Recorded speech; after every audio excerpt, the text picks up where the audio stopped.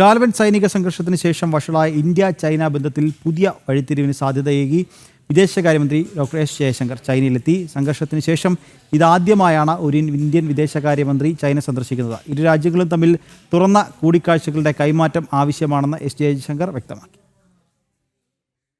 ഗാൽവൻ സംഘർഷത്തിന് പിന്നാലെ വഷളായതാണ് India China ബന്ധം. ഓപ്പറേഷൻ സിന്ദൂറിനിടെ പാകിസ്ഥാന് ചൈനീസ് സഹായം ലഭിച്ചത് വീണ്ടും വിടവ് വർദ്ധിപ്പിച്ചു.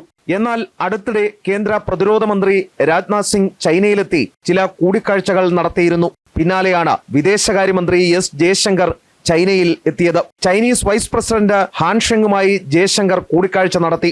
മഹാമാരിയെയും അതിർത്തി സംഘർഷങ്ങളെയും തുടർന്ന് 2020 മുതൽ നിർത്തിവച്ചിരുന്ന കൈലാസ് മാനസരോവർ യാത്ര പുനരാരംഭിച്ചതിൽ വിദേശകാര്യമന്ത്രി ചൈനയെ അഭിനന്ദിച്ചു.